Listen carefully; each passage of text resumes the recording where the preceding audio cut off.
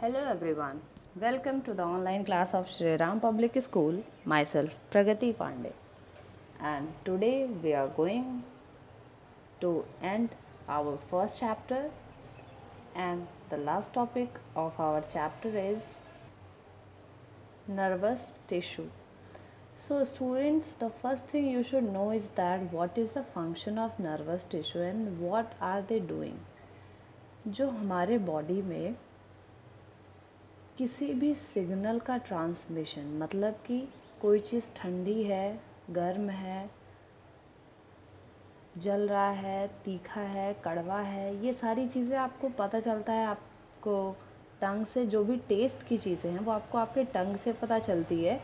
और अगर कोई चीज़ गर्म है या ठंडी है, ये चीज़ आपको आपके स्किन से पता चलती है।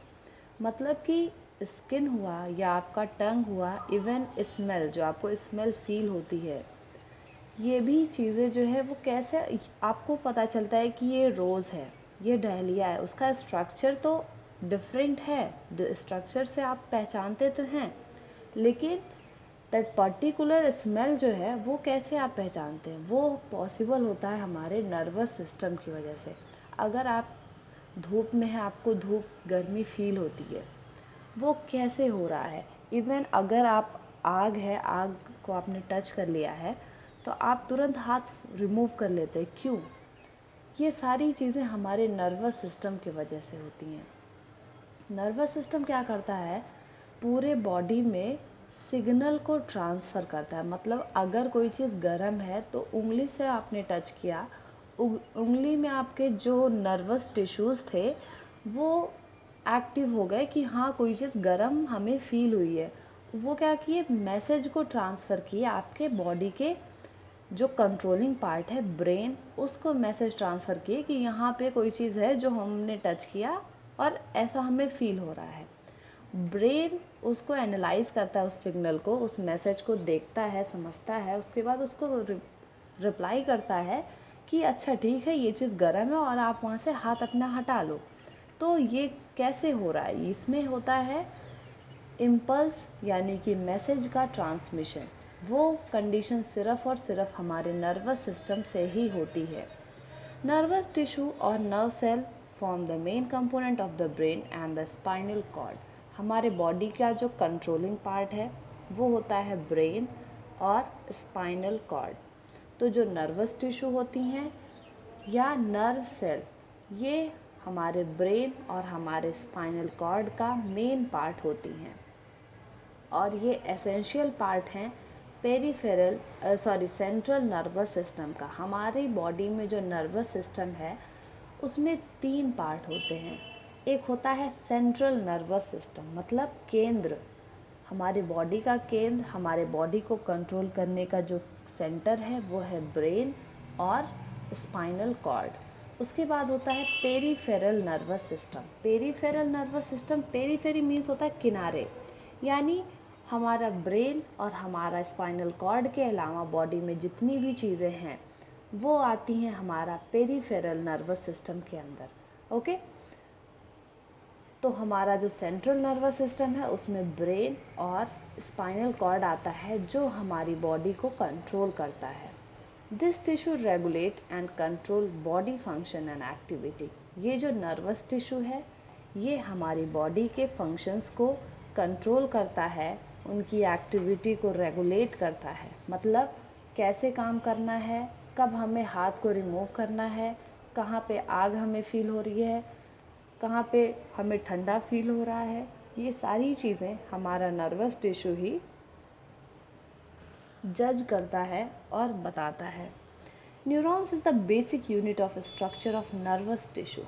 जैसे ही अब मैंने पहले बताया कि जो टिश्यू होता है वो कॉम्बिनेशन ऑफ सेल्स होता है, मतलब सिमिलर टाइप्स ऑफ सेल्स जब मिल जाते हैं तो वो टिश्यू को बनाते हैं। यानी कि अगर ये टॉपिक है नर्वस टिश्यू तो इसमें ऑब्वियस सी बात है कि सेल्स इन्वॉल्व होंगी और वो जो सेल्स होती हैं उनको कहा जाता है नर्व सेल या न्यूरॉन्स।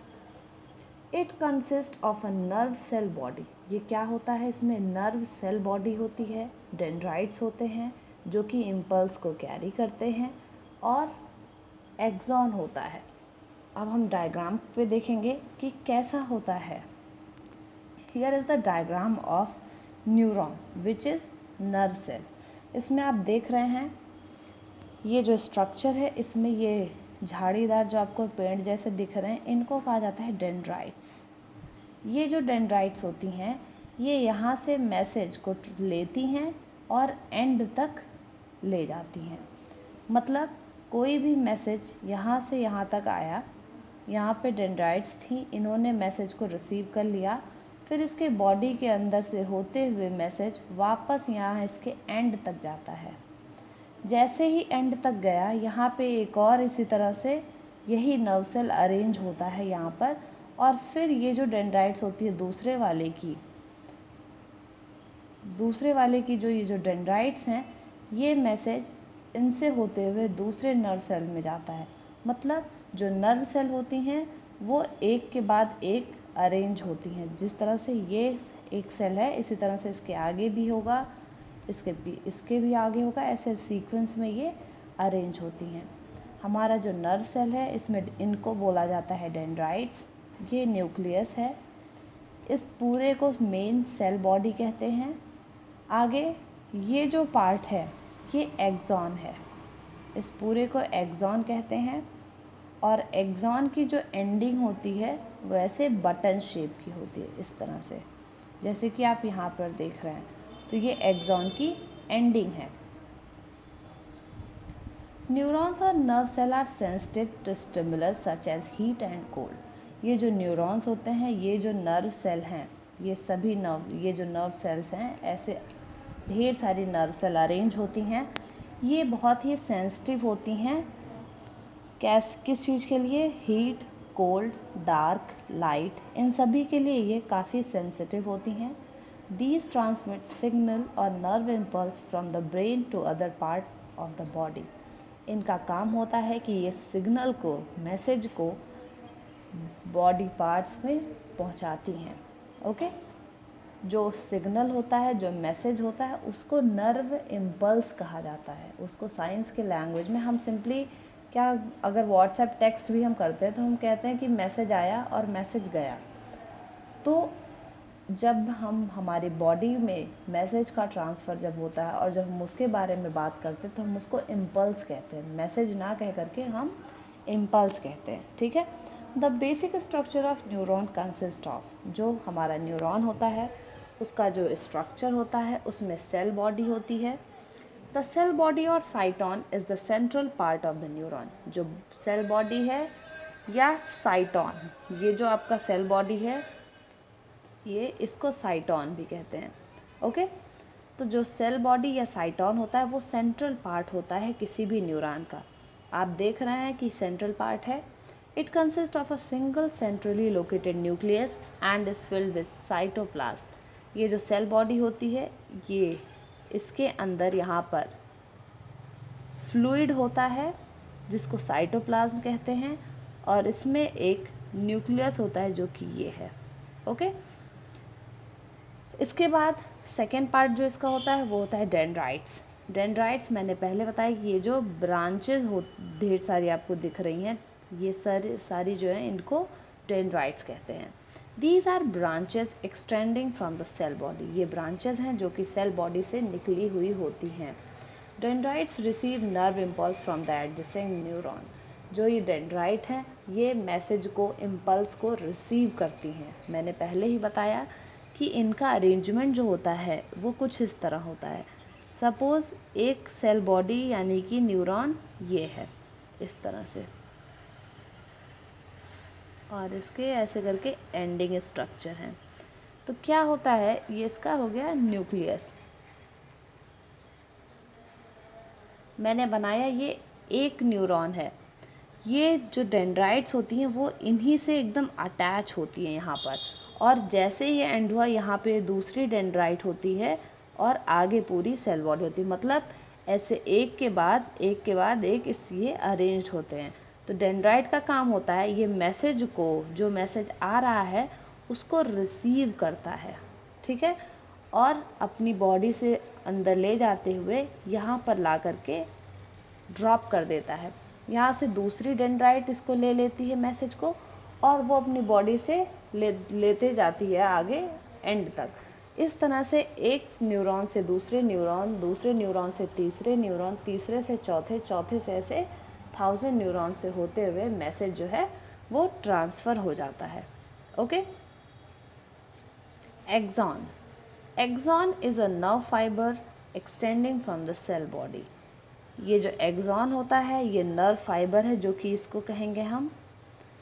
ये जैसे ही सेल बॉडी ख़त्म होती है तुरंत एक्सॉन्स स्टार्ट होते हैं। It carries the impulse away from the cell body, और इनका काम होता है ये इम्पल्स को कैरी करते हैं, लेते हैं सेल बॉडी से दूसरे एंड तक पहुंचाते हैं।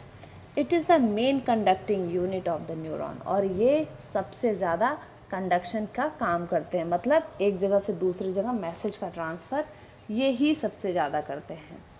Several axons are bundles together to form a nerve that conduct impulse from one part of the body to the other. ये जो एक्सॉन्स होते हैं ये एक साथ कई बंडल्स के फॉर्म में पाए जाते हैं, जैसे कि आप देख रहे हैं 1 2 3 4 5 5 एक्सॉन एक ही जगह पर हैं। आपको दिख रहा होगा, एक ये है, दूसरा, तीसरा, चौथा, पांचवा। तो ये ऐसे ग्रुप के फॉर्म में, बंडल के फॉर्म में प्रेजेंट होते हैं और एक साथ ये प्रेजेंट होते हैं, और जो मैसेज है, जो इम्पल्स है, उसका कंडक्शन करते हैं। ओके, एक जगह से दूसरे जगह पर। Different types of animal tissue and their function. यहाँ लास्ट में हम different types of animal tissue के फंक्शंस को डिस्कस करेंगे। Okay, first one is epithelial tissue. Epithelial मतलब मैंने पहले ही बताया था कि जब भी बॉडी की कवरिंग या बाहरी परत की बात की जाएगी तो उसको इपिथेलियल बोलेंगे। तो इनका काम, बाहर की कवरिंग जो होती है उसका काम क्या होता है? प्रोटेक्शन, एब्जॉर्प्शन और सिक्रेशन। जैसे कि हमारा स्किन, इसका काम क्या है? प्रोटेक्शन का, एब्जॉर्प्शन यानी कि सन रेज को, हीट को एब्जॉर्ब भी करता है, और सिक्रेशन, पसीना वगैरह को सिक्रीट भी करता है। तो एपिथेलियल टिश्यू का एग्जाम्पल हो सकता है। Now connective tissue. कनेक्टिव इसका जैसा का वर्ड है कनेक्शन, तो ये ऐड करेगा, जोड़ेगा। Connects other tissue to the body. इसका काम होता है कि ये अदर टिश्यू को बॉडी में कनेक्ट करता है। Provide shape and support to the body. ये प्रोवाइड करता है शेप और सपोर्ट बॉडी को।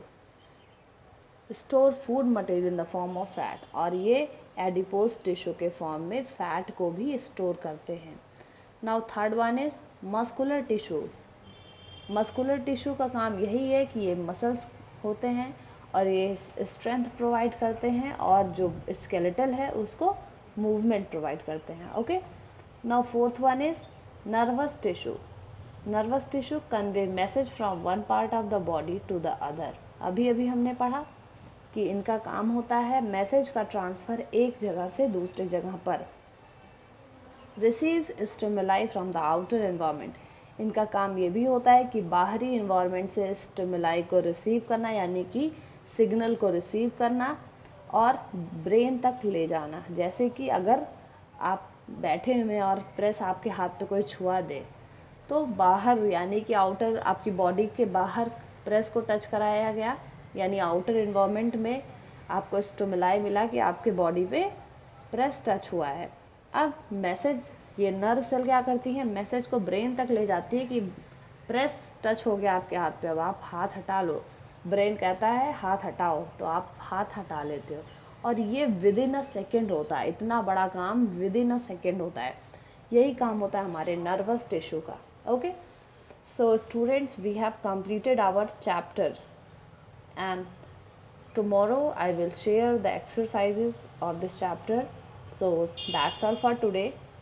Your assignment work is write a short note on nervous tissue and draw the diagram of neuron. That's all for today. Thank you everyone.